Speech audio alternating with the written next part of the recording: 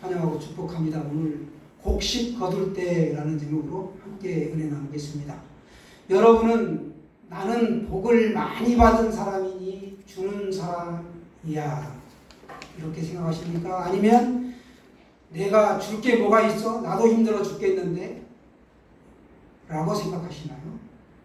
이것으로 우리 안에 어떠한 영이 역사하시는지를 우리가 알 수 있습니다.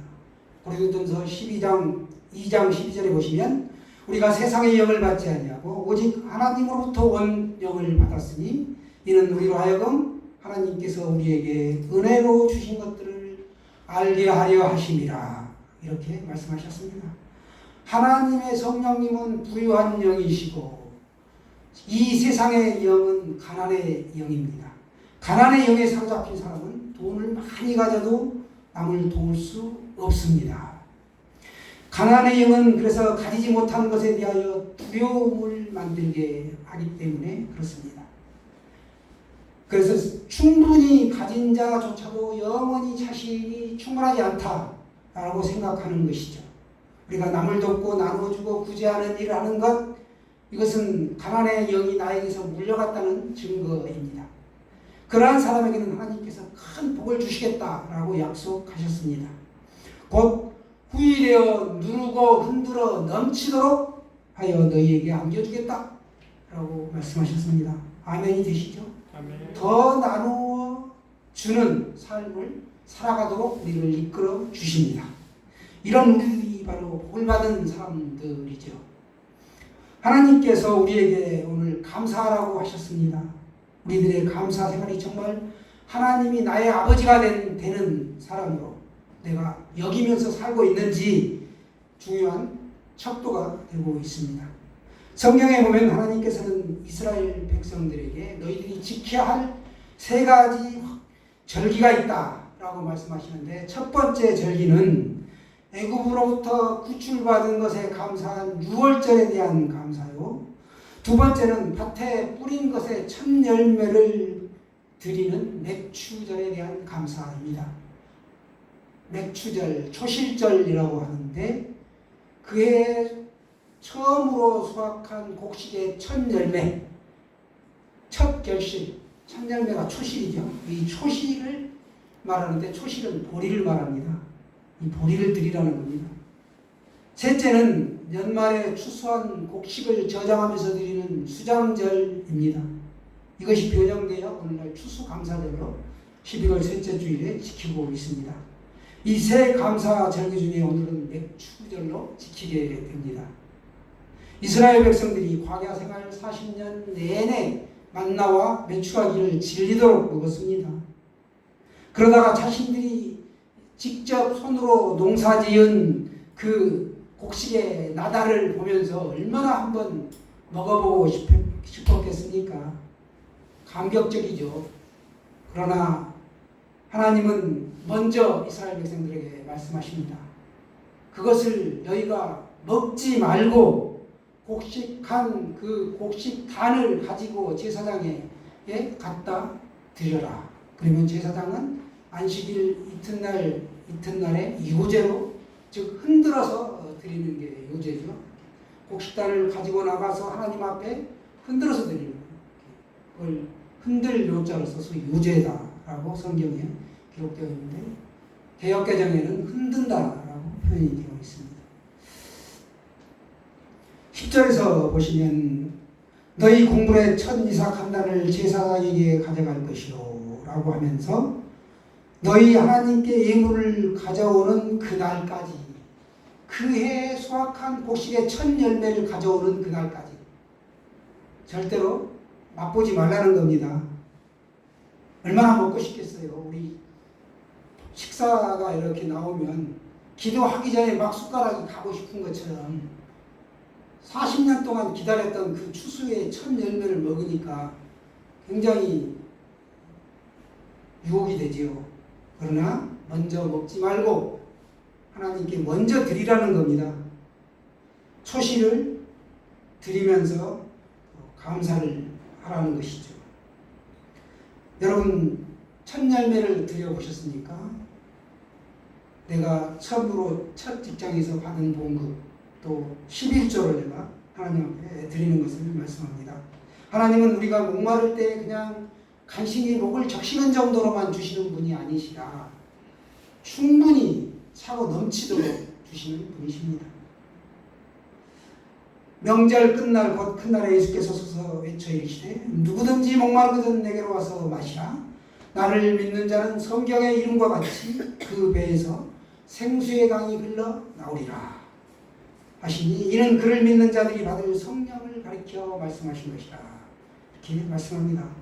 감사 생활을 통하여 이루어진다는 것이죠. 이것이 우리가 하나님께 감사하는 것, 우리 주위에 가난한 사람들에게 하나님의 복을 나누어 주려는 의도도 있습니다. 그러나 구약의 감사절은 가난한 사람들과 과부들과 함께 했다라는 것입니다. 자기의 소유를 나누고 베풀었습니다. 내기에 보시면 오늘 옛날부터 이 신앙의 선진들은 내 재물과 내 소산물의 처음 익은 열매로 여호와를 공경하라 라고 말씀하고 있습니다. 그래서 초여름 보리 추수가 끝난 후에 맥추 감사절을 지키고 가을에 별을 거둔 후에는 추수 감사절로 지켜지고 있습니다. 이와 같은 감사절기가 농경 시대를 살았던 성도들에게는 익숙해 있지만 오늘날처럼 복잡한 생활 문화가 이렇게 발전된 상태에서는 많이 의미가 퇴색되었습니다. 따지고 보면 성경적인 감사는 하나님의 은혜에 대한 복에 감사드리는 것이죠.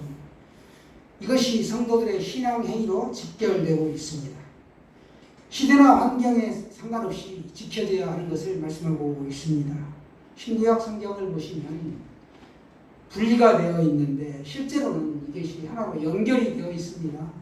구약 속에 신약이 감추어져 있고 신약 속에 구약이 펼쳐져 있다는 것이죠. 구약 시대에 하나님께서 모세를 통하여 율법을 주실 때 그 백성이 지켜야 될 절기를 규례로 말씀하셨습니다. 우리가 초식을 드리는 것은 사업장에 개업 예배를 드리죠. 첫 시간을, 첫 열매를 미리 앞당겨서 하나님께 드리는 것입니다. 먼저 드리는 것 귀한 것입니다. 또 새벽 예배로 하나님께 하루에 첫 시간을 드립니다.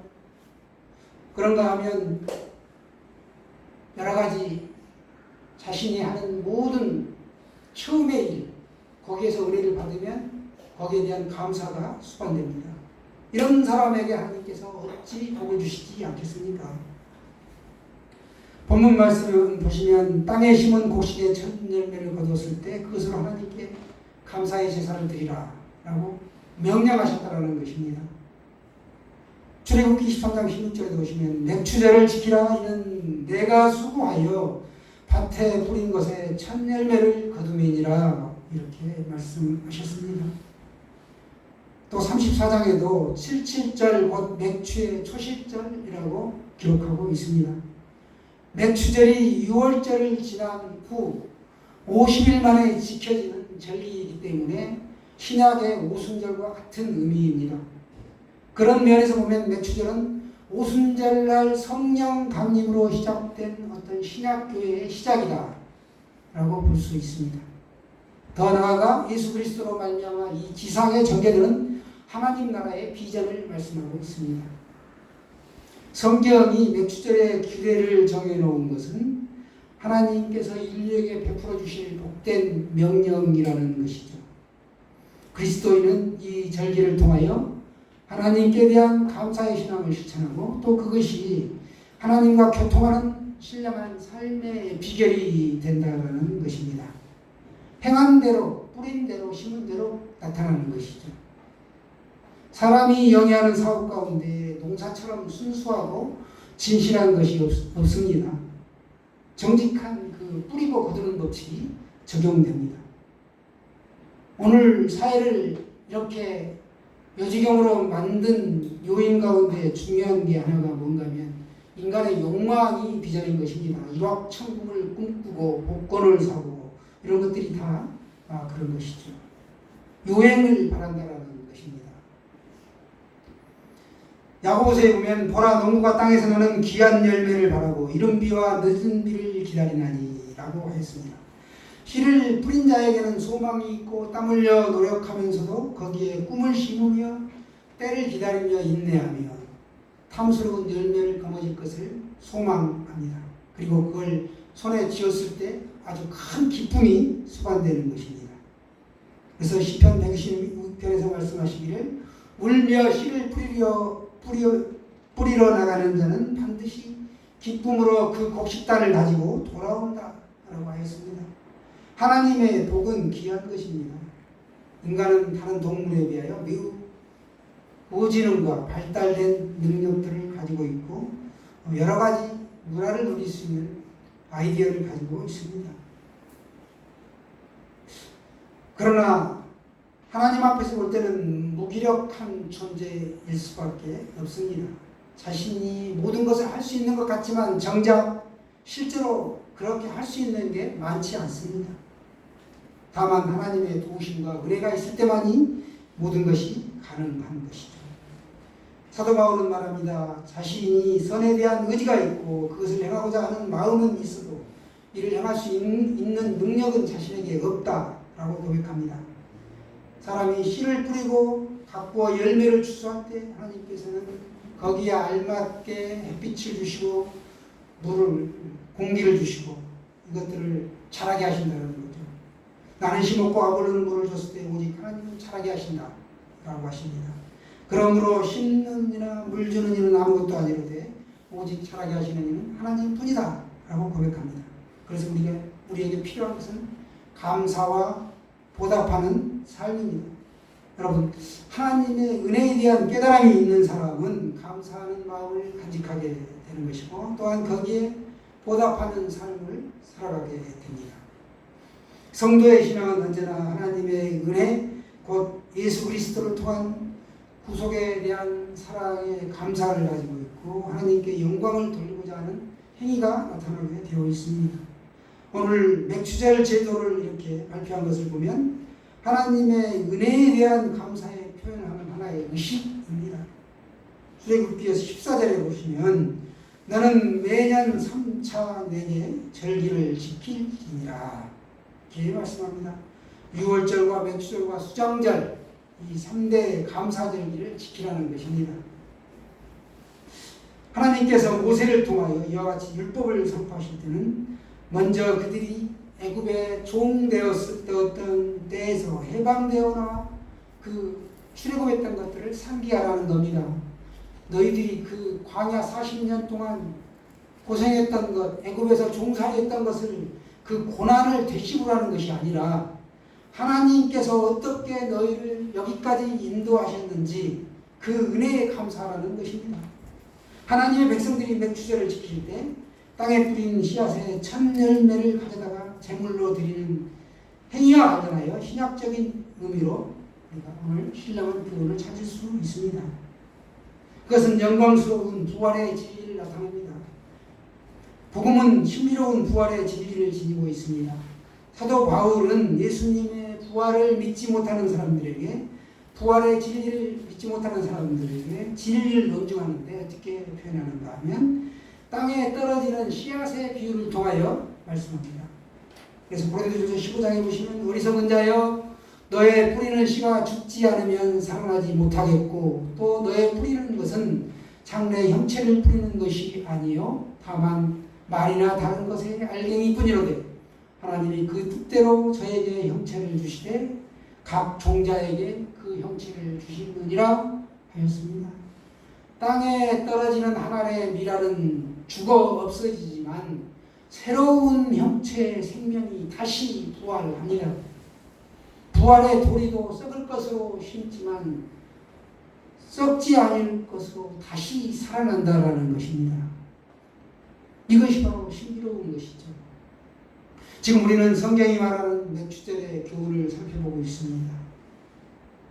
심고 거두는 자연법의 원리에서 우리가 깊으신 하나님의 은혜를 섭리를 배워야 합니다. 그리고 무엇보다도 인간의 그 땀 흘려 수고하는 것에 하나님께서 열매를 거둘 수 있도록 복을 주셨습니다.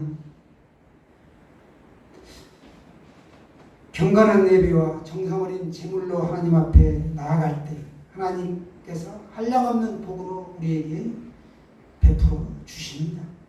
맥주 감사절에 우리가 우리의 몸을 드리고 마음을 드리고 감사 예물을 드리면 하나님은 거기에 응답하신다라는 사실입니다. 믿음에 있어서 사실 재정보다 더 훌륭한 훈련이 없죠.